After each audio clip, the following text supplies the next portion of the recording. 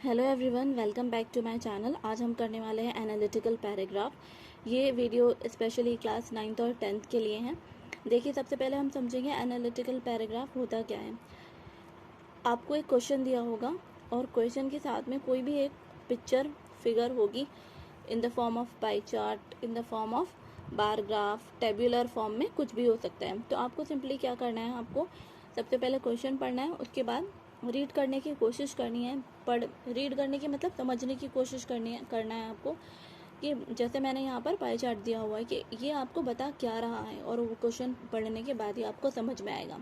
तो यहाँ पर हम कैसे स्टार्ट करते हैं, आपको स्टेप बाय स्टेप कैसे एनालिटिकल पैराग्राफ को करना है, उसके साथ डील करना है, लिखना है, समझना है, वो अभी हम स्टेप बाय स्टेप समझेंगे।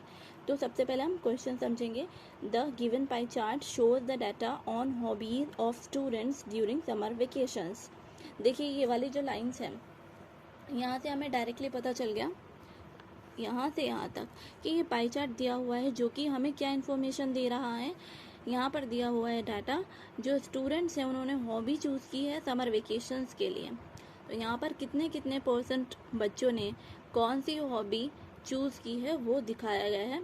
ये बिल्कुल क्लियर है क्वेश्चन पढ़ने के बाद यहाँ तक।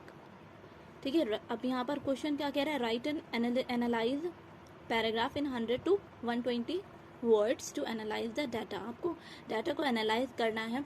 देखो, एनालाइज का मतलब आप यहाँ से ये समझ लो कि आपको केयरफुल एग्जामिन करना है कि जो भी इंफॉर्मेशन गिवन है आपको उसको डिटेल में बताना है, और आपको लास्ट में कंक्लूजन ड्रॉ करना है। कंक्लूजन मतलब निष्कर्ष निकालना है कि आप इस पाई चार्ट को समझ कर इंफॉर्मेशन जो इसमें दी हुई है, क्या आप किस नतीजे पर पहुँचते हैं।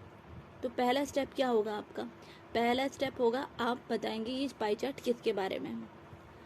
ठीक है, किसके बारे में है, द पाई चार्ट किसके बारे में है, ये इन्फॉर्मेशन दे रहा है किसके बारे में, हॉबीज़ के बारे में, स्टूडेंट्स ने चूज़ किया है समर वेकेशन के लिए। पहला स्टेप ये होगा।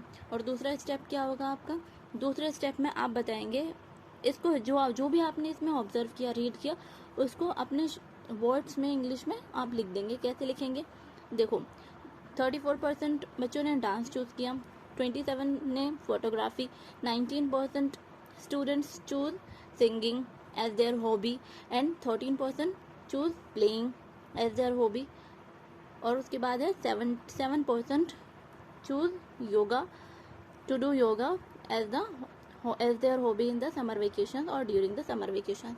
तो ये जो मैंने आपको बताया है, ये आपको बस इंग्लिश में लिखना है सेकेंड स्टेप में इसके। और थर्ड स्टेप में क्या होगा, अब हम इसको एनालाइज करते हैं। चलिए, कैसे हम इसको एनालाइज करेंगे, हम देखेंगे मैक्सिमम बच्चों ने क्या चूज़ किया है।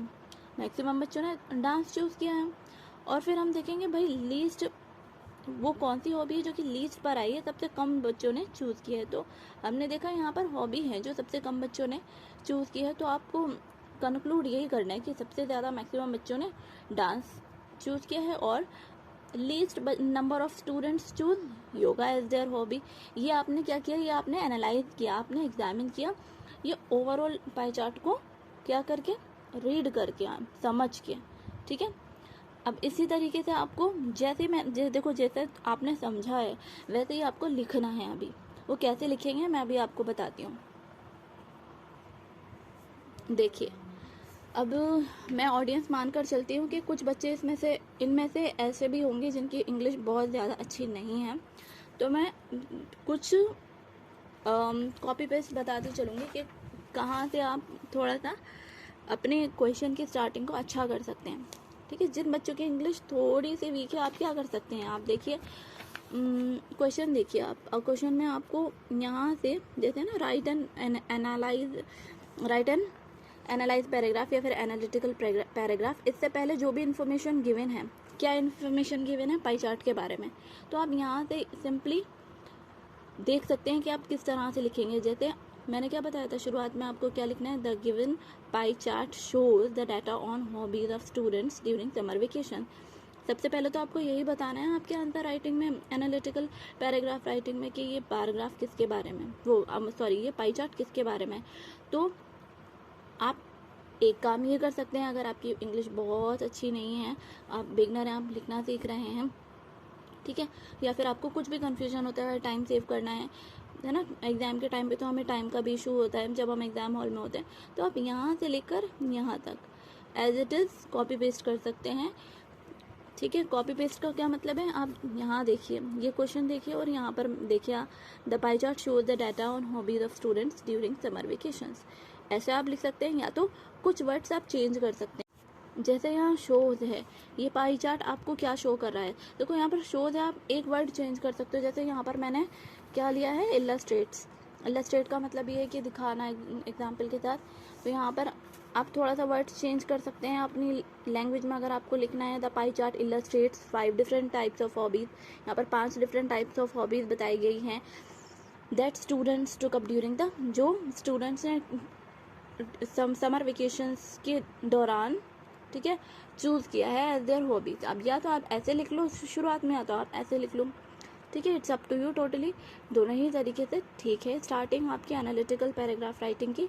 अब हमने क्या बताया था, इसके बाद देखो मैंने अलग अलग पेन यूज़ किए हैं ताकि आपको डिफ्रेंशिएट मैं करा सकूं, बट आपको एक ही पेन यूज़ करना है, दैट इज़ ब्लू। ठीक है, आप फिर उसके बाद हम लिखेंगे जो भी हमने पाई चार्ट से समझा है, जो भी इंफॉर्मेशन दी हुई है पाई चार्ट में, उसको आपको बस वर्ड्स में लिखना है। कहते जैसे आप लिखेंगे, it is clear that 34% of the students preferred लिख लो यहाँ पर, या फिर चूज़ लिख लो। 34% of the students preferred dance. 34 student ने प्रेफर किया है, प्राथमिकता दी है, चूज़ किया है किसको, डांस को, which is in majority among all the hobbies, जो सभी हॉबीज़ में मेजॉरिटी में है। मेजॉरिटी का मतलब है कि बहुसंख्या में है। ठीक है, 30। फिर उसके बाद हमने देखा, उसके बाद आप देखेंगे, देखो बहुमत में, मेजॉरिटी में 34%। उसके बाद देखेंगे सेकेंड नंबर पे कौन सा है, 27% photography. 27% of students preferred photography as their hobby. फिर उसके बाद आप सिंपली लिखोगे कि 27% स्टूडेंट्स ने प्रेफर किया है फोटोग्राफी को एज देयर हॉबी। और उसके बाद आप ये भी बताओगे कि ये सेकेंड हाईएस्ट नंबर है। ठीक है, इसके बाद आपने बता दिया it is second highest in numbers. Then you will again read the pie chart. You will observe 19% students choose singing as their hobby. तो आपको as it is लिखना है, 19% of students preferred singing as hobby. अब आपको क्या बताना है, you observe, आपने क्या ऑब्जर्व किया, singing is at the third place in form of, if we talk about percentage, तो हम इसको mention करेंगे, it is at the third place. Then again you will read the pie chart. What you will observe, 13% playing. 13% students choose playing is at the fourth place, in which 13% of the students have shown interest. देखो 13% students ने interest show किया है किसमें, playing में। या तो आप एक सेंटेंस को बार बार रिपीट भी कर सकते हैं, बट बेटर होगा कि कुछ फेरबदल या फिर कुछ चेंजेस के साथ आप सेंटेंस से अपनी बात कहें। ठीक है, तो यहाँ पर अब नेक्स्ट क्या है, देखिए हमने प्लेइंग तक देख लिया था। अब हम लास्ट में लिखेंगे 7% students choose yoga as their hobby. 7% students liked yoga. ठीक है, like yoga as their hobby के 7% ऐसे स्टूडेंट्स हैं जिन्होंने योगा को लाइक किया, पसंद किया करने के लिए एज देयर हॉबी। अब इसके बाद आप क्या बताएंगे, आप ये भी बताएंगे कि भाई ये लीस्ट है, सबसे कम बच्चों ने चूज़ किया है। तो आप कैसे लिखेंगे, it is the least favourite hobby of the student. आप बताएंगे ये लीस्ट मतलब सबसे कम, ये सबसे कम फेवरेट हॉबी है सब स्टूडेंट्स के बीच में, सब स्टूडेंट की। देन लास्ट में वही जो मैंने बताया था, आपको कंक्लूड करना है। आपको कंक्लूड का मतलब क्या होता है, देखो आप निष्कर्ष निकाल रहे हैं, आप एक नतीजे पर पहुंच रहे हैं। जो भी आपका नज़रिया है, इसको देखने के बाद सबका अलग अलग हो सकता है कंक्लूजन, बिकॉज इंडिविजुअल डिफरेंस है, हम सबके सोचने का तरीका अलग है। तो हमने किस तरह सोचा, मतलब एक तरीका ये भी हो सकता है कि भाई लीस्ट और हाईएस्ट नंबर्स की परसेंटेज जो है वो आप लिखोगे। कैसे लिखोगे, ये वाला पार्ट भी बहुत इंपॉर्टेंट है। देखो ये वाला पार्ट बहुत इंपॉर्टेंट है। बिगिनिंग बहुत अच्छी होनी चाहिए आपकी, और जो एंडिंग है वो भी बहुत अच्छी होनी चाहिए। आप कैसे लिखोगे? We can conclude that during the summer vacation the students chose dancing the most. आपने बता दिया कि समर वेकेशंस के दौरान बच्चों ने क्या किया?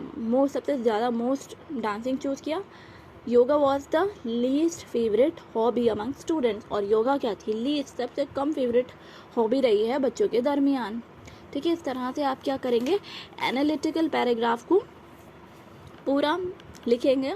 और अगर आप इस तरह से मेथड फॉलो करते हैं स्टेप बाय स्टेप, एक देखो समझ के साथ करोगे तो इजी है। अगर आप सोचोगे कि कुछ बच्चे क्या करते हैं, याद करते हैं, है ना? याद नहीं करना है आपको, बस समझना है कहाँ से आप, अगर आपकी हल्की सी वीक है इंग्लिश तो कहाँ से आप थोड़ा सा कॉपी पेस्ट कर सकते हैं, और कहाँ से आप अपने छोटे छोटे सेंटेंस फॉर्म कर सकते हैं, आप कंक्लूड कैसे करेंगे।